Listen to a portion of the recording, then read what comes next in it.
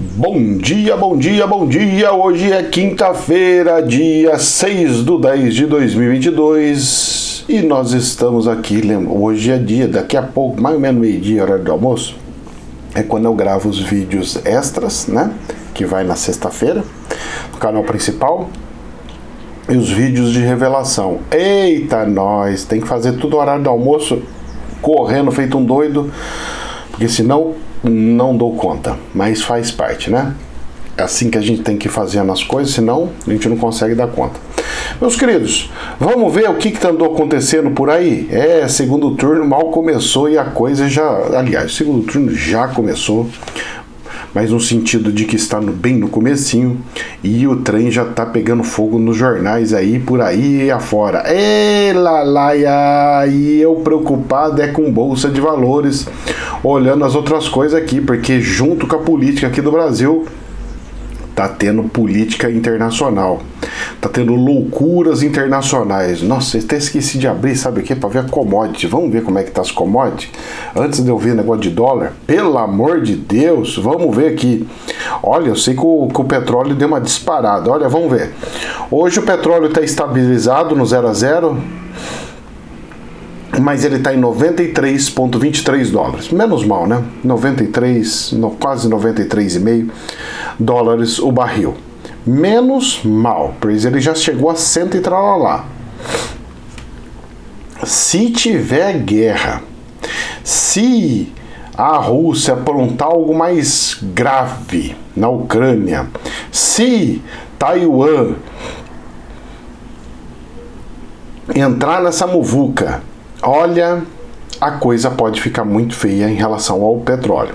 Agora, tem uma situação. O petróleo está subindo, mas graças a Deus, ontem e essa semana, o dólar aqui no Brasil caiu. Foi para R$ 5,18 ontem, subiu 0,31. Manteve-se ali perto dos R$ 5,00, que dá um certo alívio na pressão do petróleo em relação ao câmbio que faz o preço do petróleo que vai ser comprado lá de fora. Afinal de contas, nós não compramos 100%, nós não produzimos 100%, aliás, do petróleo lá fora. Então a gente tem que comprar alguma coisa lá de fora, então a gente tem concorrente. Agora, esse caso do petróleo nós vamos voltar a falar aqui. Só deixa eu dar uma bisoiada como é que estão as bolsas de valores. A bolsa da Alemanha está caindo agora 0,4%, só que ontem subiu. Está 12.468. Então eles estão ali dentro de uma certa normalidade, não sobe, desce, mantendo um valor ótimo. Afinal da conta, eles estavam beirando abaixo dos 12, que era algo assim surreal e surpreendente. Mas a alegria, a felicidade deles seria em torno de 13 mil pontos.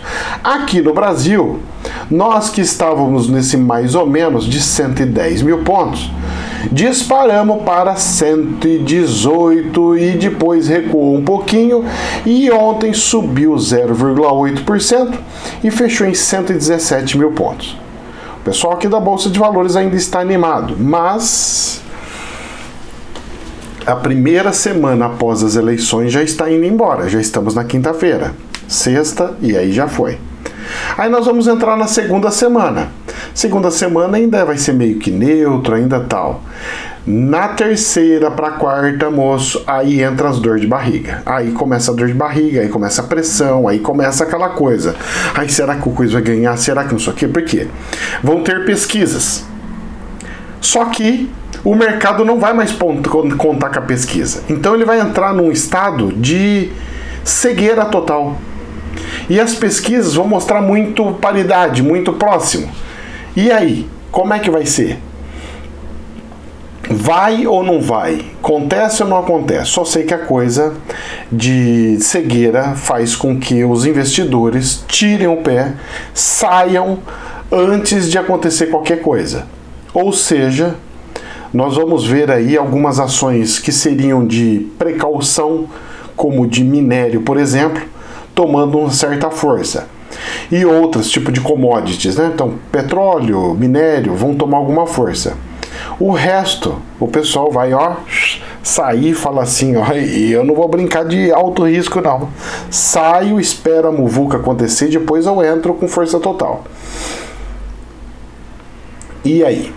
Vamos ver as cenas do próximo capítulo? Vamos, e de cadeirinha. Pois a coisa não tá tão bonita como você pensa. Ai, ai, ai. Pois é. Vamos lá. Vamos ver aqui as notícias do jornal. Infomoney. Petróleo vai à máxima em 3 semanas, com corte de produção pela OPEP+. Até onde os preços podem ir após a decisão. Analistas veem que a decisão da OPEP+, pode apoiar preços aproximando-se dos $100 o barril, mas vem outros fatores podendo limitar maiores ganhos. Então a intenção deles é subir para 100? Já estamos a 93. Para 100 subiu 13%, mais ou menos 13%. Gasolina não vai conseguir ficar nesse preço não, vai ter que subir. Gasolina vai subir antes das eleições, prejudicaria o presidente. Mas e aí? Falta um mês, o mercado vai fazer pressão. E aí? E aí que nós vamos ter que subir, mas não pode subir porque tem eleição, e aí? Então, independente, meus queridos, presta atenção, independente de quem ganhe, isso é uma questão internacional e não é de presidente da República.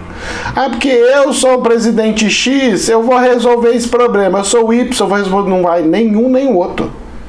Nenhum nem o outro. A coisa é mais delicada do que você pode imaginar. Olha, estão querendo privatizar a Petrobras. Eu não acho problema nenhum, acho até lindo privatizar. Se tiver concorrente. Nós temos conta petrolífera, vai ter 3, perfeito. Pelo menos 3 ou 4, perfeito. Temos concorrência? Ótimo. Tá aquele pau. Não tem concorrência? Aí não dá, né, meu? Poxa, não dá. Mas, pelo menos com as distribuidoras já privatizadas, como já estão, facilita um pouquinho. Porque se aqui dentro começar a subir, o pessoal fala, desculpa, filho, eu vou comprar lá fora. O problema é teu, o meu concorrente não tem limite. Eu compro de onde for. Eu sou uma empresa. Eu não sou político. Aí eu compro do seu país, não compro do seu país. Eu compro de você, não compro de você. Não, a empresa compra de onde ela quer. Ela vai fazer as negociações dela, ela compra de onde ela quer. Ela vai fazer as negociações dela. Ela vai fazer estoque de câmbio ou não vai fazer estoque de câmbio. Ela que vai controlar tudo. A eficiência melhora um pouco mais, tá? Quando é privado. Mas tem que ter concorrência. Sem concorrência eu tiro no pé. Vamos lá, jornal AFP, isso aqui é uma verdade, hein, que saiu nesse jornal. Ao reduzir a produção de petróleo, a OPEP+, dá tapa com luva de pelica em Biden. O Biden, há pouco tempo, foi lá na Arábia, foi lá nos coisas do pessoal da OPEP, foi lá bater um lero lá com eles. Eu sou o presidente dos Estados Unidos e vim aqui para pedir para que vocês produzam mais petróleo para que abaixe o valor e assim abaixe a inflação no mundial e nos Estados Unidos. Seu Biden, pode deixar, nós vamos baixar sim. Olha só, vamos fazer reunião aqui e baixar. Ele vira as costas e os caras começam a fazer o ao contrário e piorar a situação que ele tinha combinado. Ou seja, o Biden está se saindo como um fantoche. Um bonequinho aonde não consegue resolver os problemas. E realmente ele não resolve o problema. Ele só está piorando os problemas americanos. Ele fez o milagre da procriação financeira, criando dinheiro nos Estados Unidos, que gerou uma inflação e muita fome e desespero nos americanos. Tem político aqui no Brasil querendo fazer a mesma coisa. Não se esqueça, hein? O Biden é da esquerda. Ele conseguiu destruir os Estados Unidos. O Trump veio com uma economia pungente, batendo recorde atrás de recorde das ações. A bolsa de valores no governo do Trump foi quando nunca na história americana bateu tão alto como bateu no governo Trump. Aí o povo, cara, triste, porque a economia estava muito boa. A economia está muito boa, né? Nós precisamos sempre piorar as coisas, né? Porque o ser humano ama piorar a situação. Não, tá bom demais, né? A bolsa tá muito boa, né? São só os ricos que estão ganhando dinheiro, né? E aí eles pegam e prejudicam toda a economia. Prejudicando a economia, as pessoas sem noção, sem entender, pega e vai contra, começa a fazer manobra, vamos votar aqui, vamos votar para piorar tudo a situação, porque piorar é lindo, ai, como é que é gostoso passar dificuldade. Só que não, né? Pois bem, é isso daí. É igual o peixe que eu ando vendendo, tem pessoal que fala assim, poxa, o pessoal do Nordeste, não sei o quê, meu, que não é questão de pessoal do Nordeste, é uma coisa que conseguiram vender para eles lá. Ué, se você pegar e olhar a mídia, o tanto que eles vão bombardeando, você vai vendo o que eles vão fazendo de estrutura, vão fazendo as coisas, e o pessoal fica sem noção. O pessoal do Nordeste, o que acontece? Eles não têm noção, eles não sabem como é que funciona tudo ali por trás. Alguns sabem, estou falando de forma genérica. Por quê? Porque se soubesse, jamais iriam para uma esquerda, por exemplo. Aí você fala, mas como assim, professor? Não estou entendendo. Se eles são com problemas, se eles têm dificuldade, se eles precisam, porque é o lugar onde mais tem auxílios, essas coisas, porque a fome lá é muito maior, porque a dificuldade lá é muito maior. Sim, só que vejam bem. Exemplo, o Estado de São Paulo.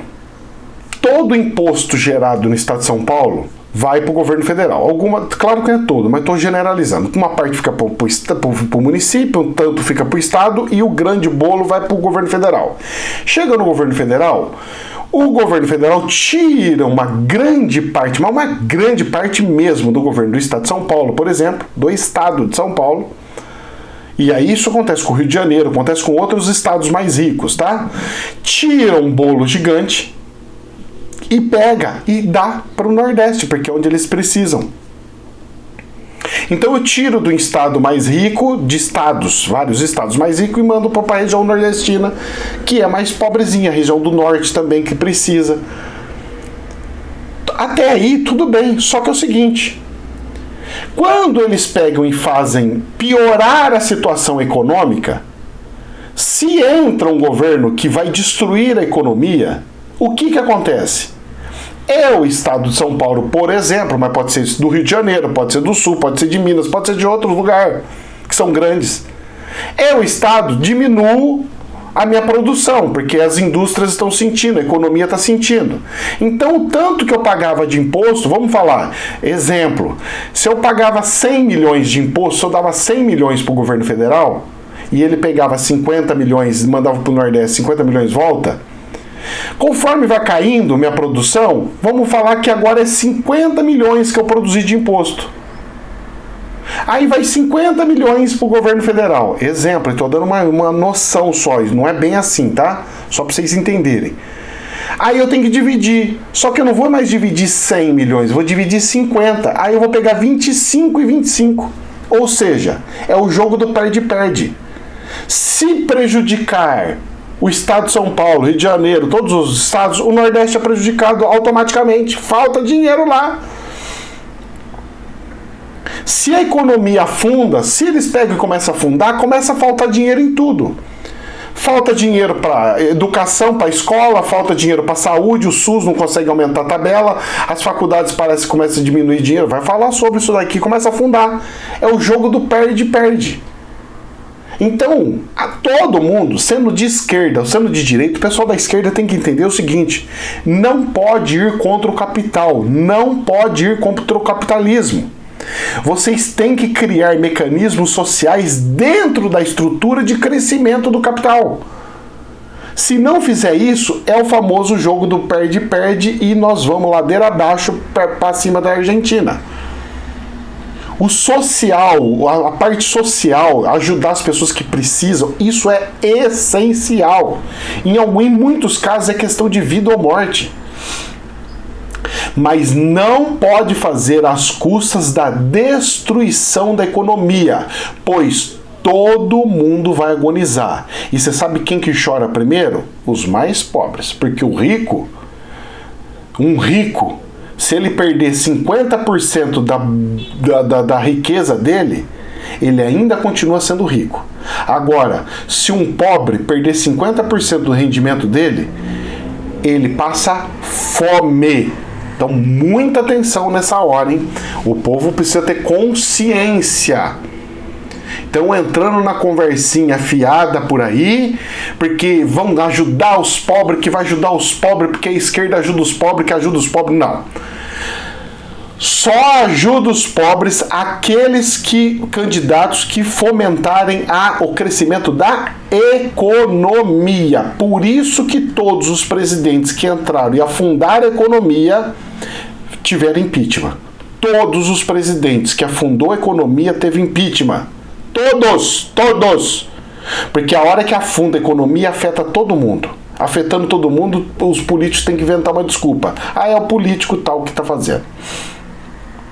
Então, meus queridos, sabe quando vai dar certo a ideologia maluca da esquerda? Nunca. Sabe quando vai dar certo? Quando eles fizerem o híbrido como a China fez. Cresce e vamos pro social. Aí cresce. Nos moldes russos do antigo, precisa fazer adaptação. Quem escreveu lá não sabia como é que era essa realidade dos dias de hoje. Podia funcionar 50 anos lá atrás, 60, 70 anos lá atrás. E malemar, hein? Nos dias de hoje, mas nunca precisa atualizar. Tudo tem que ter sua inovação, sua reciclagem. O pessoal não está acompanhando as mudanças do planeta. Até teorias tem que ter adaptações. Nós não podemos parar ali.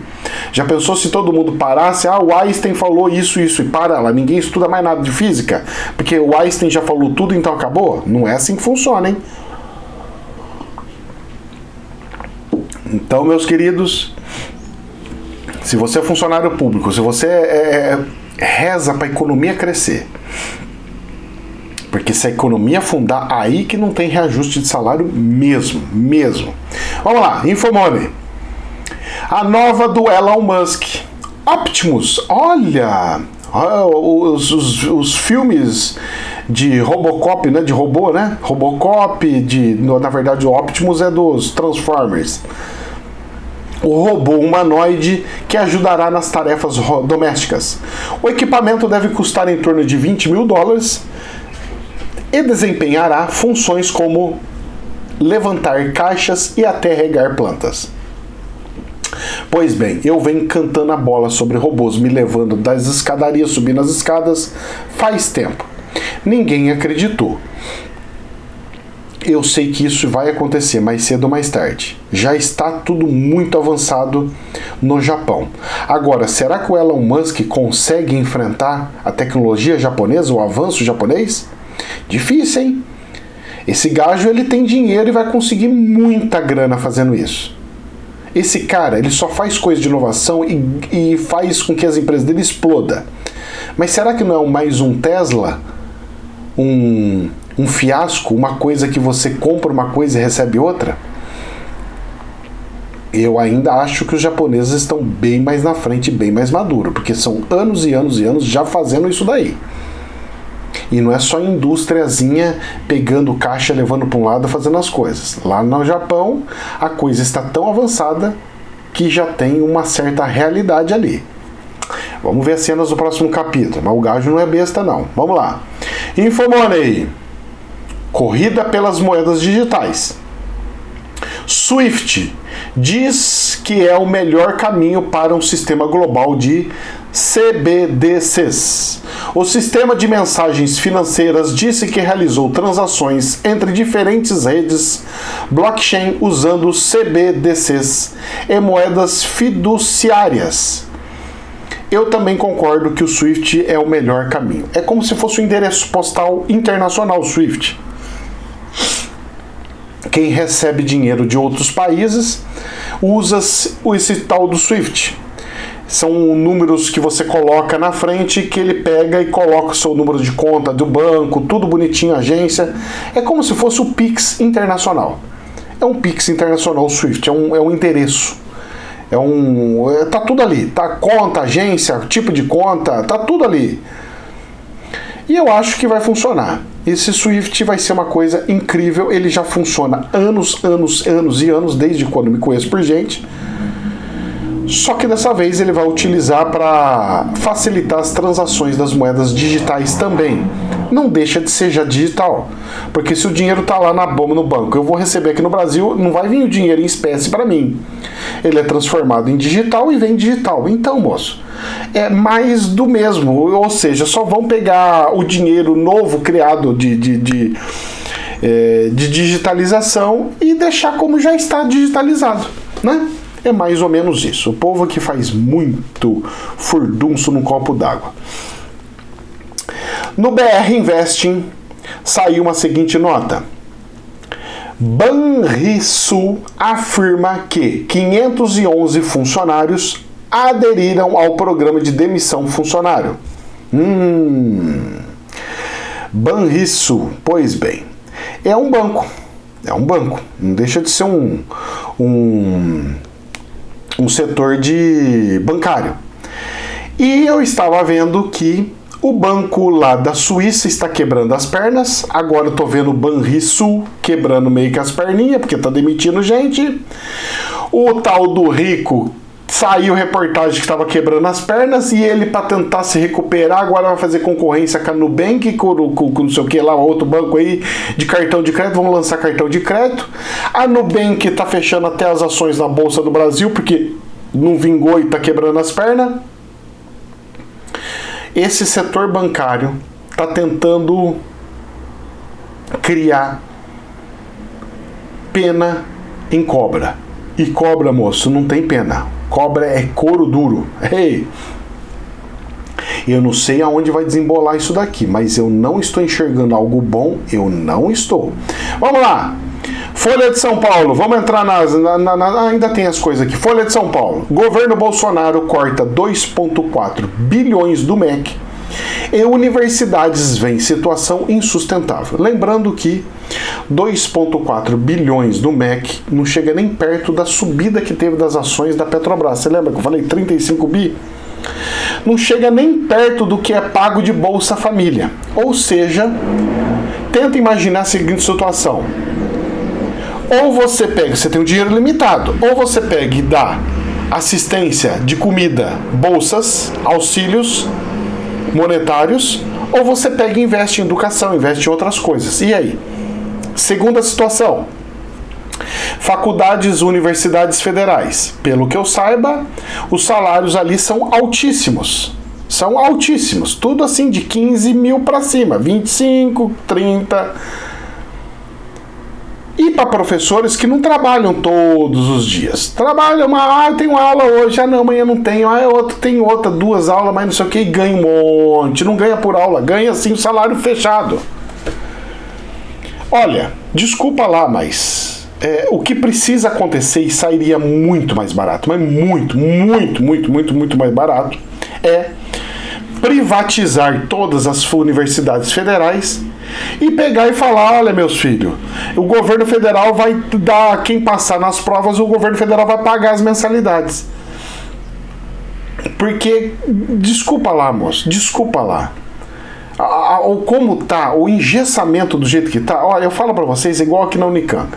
Ele tem um orçamento, uma universidade tem um orçamento tal qual de uma cidade de 1.200.000 habitantes, de bilhões. O orçamento só da Unicamp aqui é bilhões.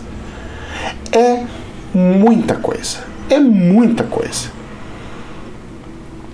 Olha, é que eu não fiz as contas, então eu vou chutar o balde aqui. Se bobear, é mais barato pagar hospedagem em outro país, pagar uma faculdade particular em outro país do que sustentar o valor por aluno aqui no Brasil. Não dá mais, moço, não dá mais. Tá assim, tá absurdo. Para mim, Ricardo, o governo tinha que ter o seguinte: universidade federal, ela tinha que ser de cientistas. Só de cientistas. Ela tinha que ser um complexo de cientistas e não de formação de alunos. Ela tinha que pegar alunos e fazer mestrados, doutorados, fazendo com que esses alunos desenvolvam técnicas novas, descobrimentos novos e esses descobrimentos, essas técnicas serem vendidas para o mercado para se autossustentar, para não sair um centavo do governo. O governo ainda paga no começo, mas depois fica liberado para o mercado. Se não fizer isso, desculpa lá, mas não dá. Agora o pessoal vai chorar demais, né? As faculdades federais que eram tão lindas, tão maravilhosas, todo mundo que era formado em faculdade federal, eram reconhecidíssimos na sociedade. E eles estão, é impressionante, estão conseguindo destruir isso. Mas não é o político atual, não. É a emparelhamento. Porque as faculdades viraram tão comunista, tão ideológica, que conseguiram destruir as faculdades públicas, as universidades públicas. É triste de ver. Mas tem gente que pensa totalmente diferente de mim. Eu não sou o dono da verdade. Eu só estou dando um prisma. Posso estar completamente enganado? Posso. Mas se você estudou lá atrás, não ache que está sendo igualzinho, não. Mudou tudo. Inclusive, eu passaria muitas universidades para o sistema S, sistema Senai. Eu transformaria universidades públicas em universidades do sistema S, das indústrias. E aí você tem uma bonificação do governo federal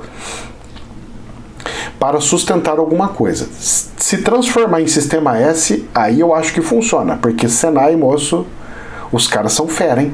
As formação deles são melhor que faculdade, cara, de técnico. Falo pra você com boca cheia.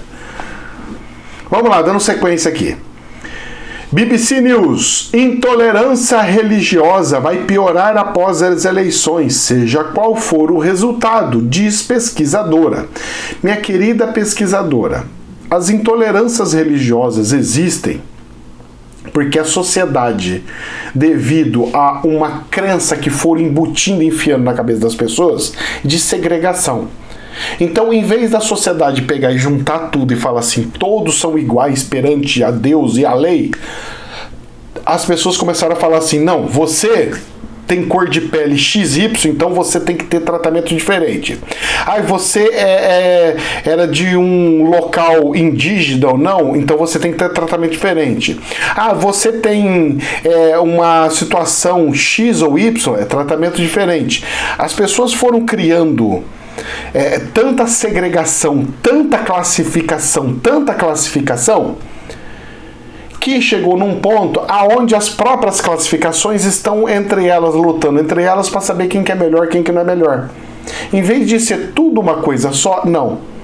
Então, tipo assim, olha, até a Umbanda é cristã, porque nós temos Oxalá que é de Cristo. Não, antigamente era assim, agora não. Não, porque um é do Satanás, o outro não sei o quê. Porque um gosta do pobre, o outro não gosta. Um gosta do não sei o quê, o outro não gosta. Rapaz do céu, e aí? Graças a Deus eu sou universalista. Não entro nessa loucura de intolerância maluca. Mas, ao estudar, eu tenho que cutucar. Certo? Bom, vamos lá. Dando sequência aqui. Eleições 2022, seu Infomoney.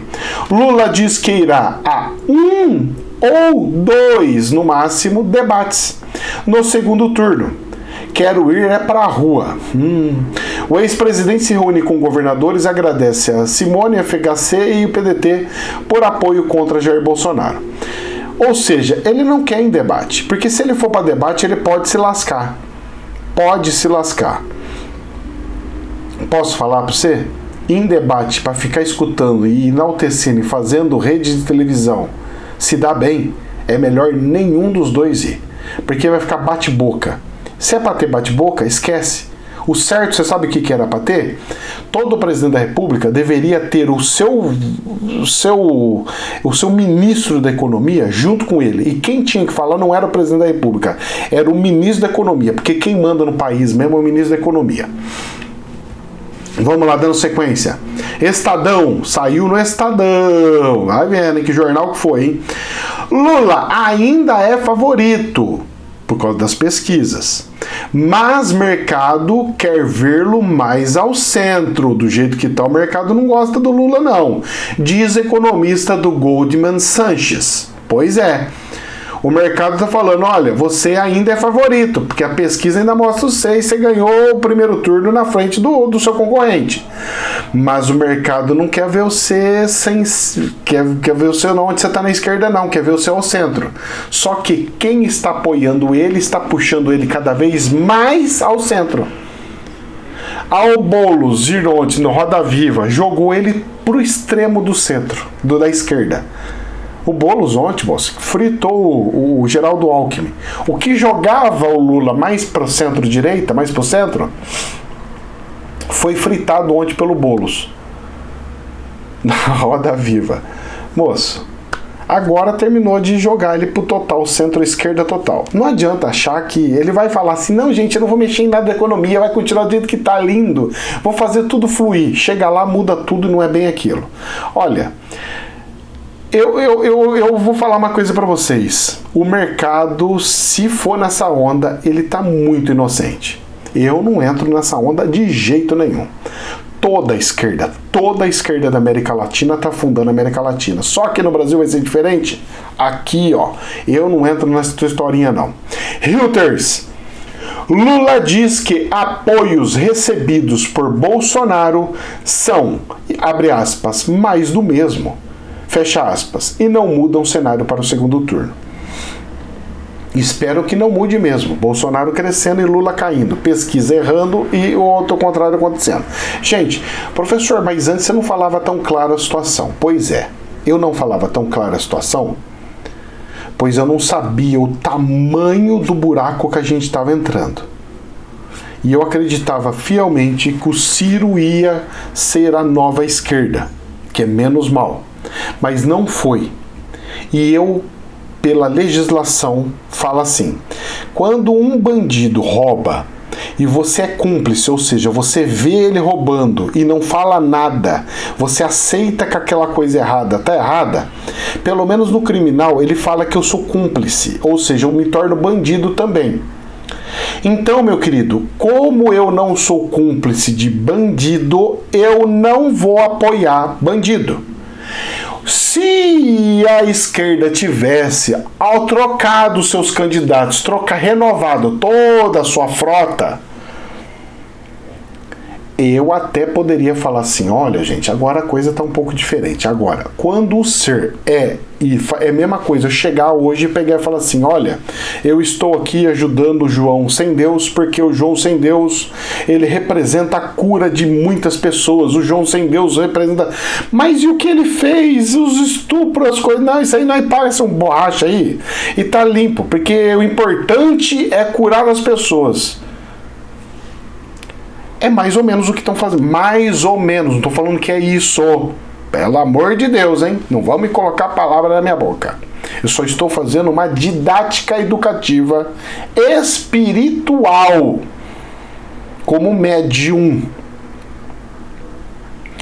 Eu não me vendo. Eu não ando com porcos, pois quem anda com porcos, porco se torna. A Bíblia já diz tal como. Se você não lê a Bíblia, o problema é teu. Eu leio e sei como é que é a minha responsabilidade com o espiritual. MDB, Infomoney, eleições 2022. MDB decide liberar os filiados a apoiar Lula ou Bolsonaro no segundo turno. Muito bem. Mesmo porque a Simone Tebet foi pro lado do Lula.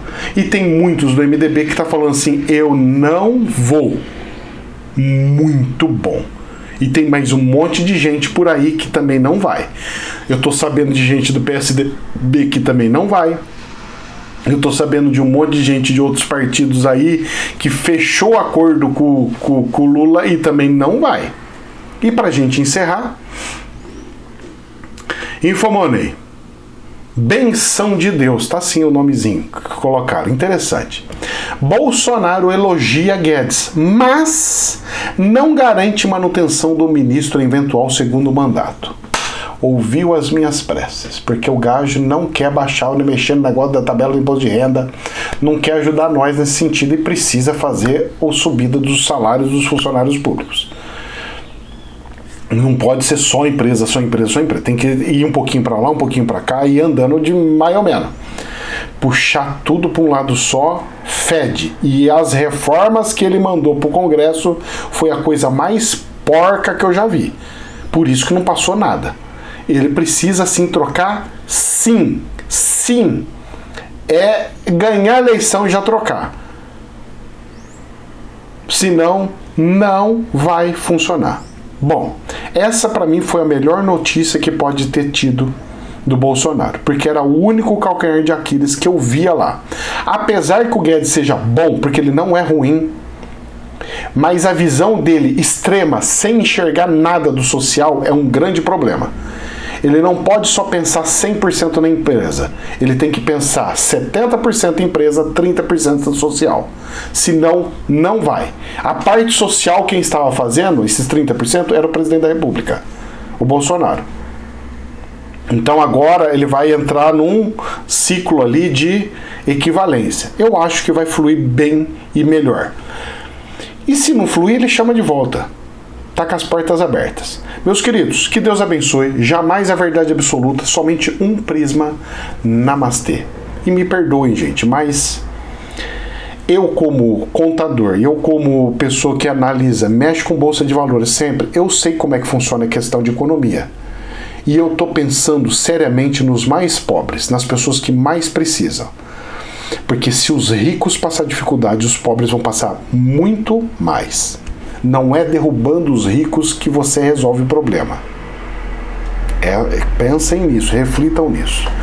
Jamais a verdade absoluta. Namastê.